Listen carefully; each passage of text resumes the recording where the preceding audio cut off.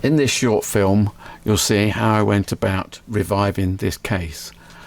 It's not up to museum standard, but I want to carry on using the camera and the case. So let's have a look how I went about repairing it. I've had this camera a long while. Finally decided I'm going to do something with it. The case is beginning to look a bit worse for wear. Is over 100 years old. If I wear that well in 100 years, I think I'm doing pretty well. What I'm going to do is I need to put some colour back into the leather. The leather's still pretty soft. I'm rather surprised. So what I'm going to use is just an ordinary black felt pen. That'll bring my colour back, and then I'm going to go over it with just ordinary black shoe polish. So the camera itself is what they call an autographer. An autographer, in other words, when you open the back, which is pretty easy. Right, struggling to open the back, I realise why. You've got to take out the scribe. Right, that fits across the top there. Also acts. You can pull it over. Let's have a look. There we go.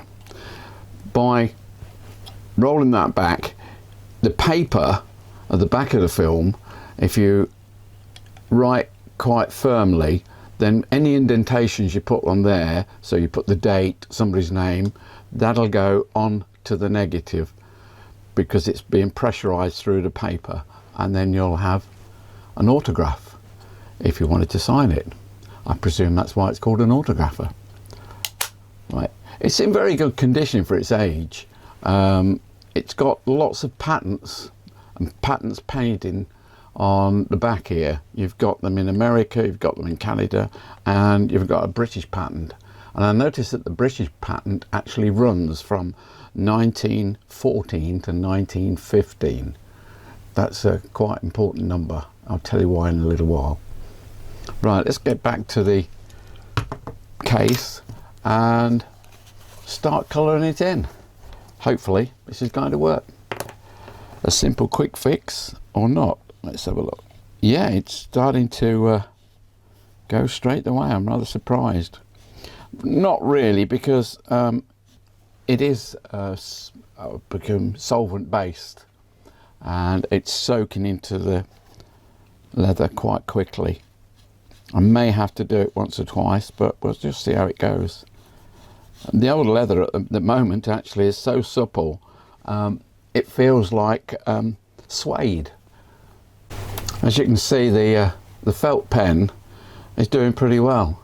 I'm only going to do the outside of the case. I'm not going to do anything to the inside of the case. I want to keep it as original as possible, but I just want to put a little bit of suppleness back in the leather before it goes too far. I mean, if it really breaks down, it'll go very sort of cardboardy, and then it'll really start to fall apart, just like tissue paper really. So I'll carry on. Good idea probably, but I've got a great area to cover and I seem to be flicking off bits of the leather, so I've just come up with another idea. I don't know if this is going to work. I've got some ordinary ink and I think this is black ink. What I'm going to do is basically brush that on, but I am getting a bit messy, so we'll try and protect fingers and see how that goes. Let's back to it. Right, I don't know if it's going to work, but I haven't used this ink for ages, so I'll just give it a little bit of stir up and we'll see what happens. I'm going to cover a bit more of a bench with some paper because this is starting to get a bit messy. It's just a bit of A4 paper. Hopefully that'll save a bit of the table. Right, let's see what happens. And luckily it is black ink, so just try a bit on the top corner first. Oh, that's much better. It's going in actually into the grain, Before, when I was doing it with the felt pen, I was scratching over the top, and you can see there's lots of brown speckledy still sticking through. Hopefully this will do it.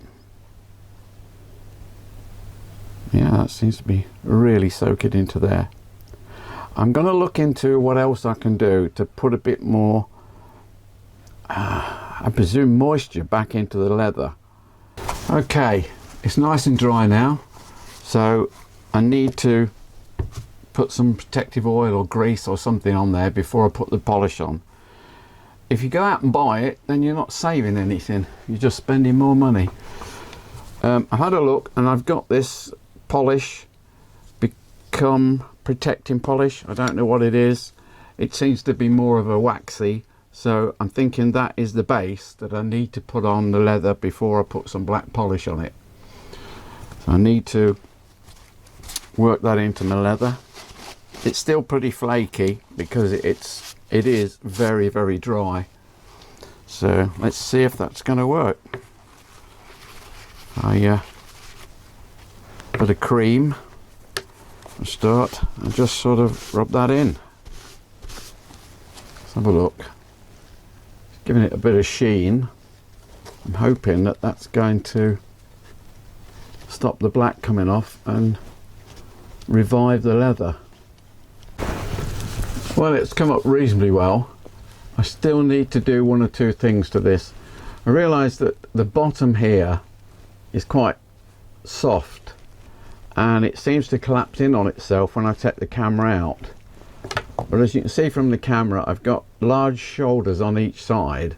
So what I'm thinking of doing is getting some cardboard, fitting it round here, bending it round, and then fitting it back into here to give the top end a bit more support so it doesn't collapse in on itself all the time. I don't know what to do about the side pieces. I think I might reinforce them somehow, cut some card, some black card, make this stiffen up a little bit. It seems like for years people have been putting this in and it's folding over and it just drags its way in. So I might do that as well. You can see where I mean. It's quite floppy here. Needs to just stiffen up a little bit. But apart from that, it's looking well. Another word of warning though. Old press studs. I've had wallets and purses for years, and then all of a sudden the pressure of pulling this apart, it rips away. So if you've got an old case like this, don't be tempted. Leave it undone. Don't press it shut. It's lasted 100 years. If you don't shut it, it might last another 100 years. But there you go. So here it is, the finished article. I did put some protecting on the lubs either side. Basically it's a piece of black cardboard. I put in glue that can be dissolved later if you want to take it back to antique status, and also put a piece of card on the inside, and it's just supported there. If I use my little torch here, you can see, there you go, a piece of card. And the reason I put that there is because it's very soft, it's very weak there, but I can now carry on using it and I feel safe that it's not going to fall apart. Well, that's it. That's part one. If you liked it, give us a tick. You could even subscribe. Part two is going to be all about the camera and my attempts to put a film through it. Now, I haven't got a 127 film, so putting a 35mm film through here is going to be interesting, if nothing.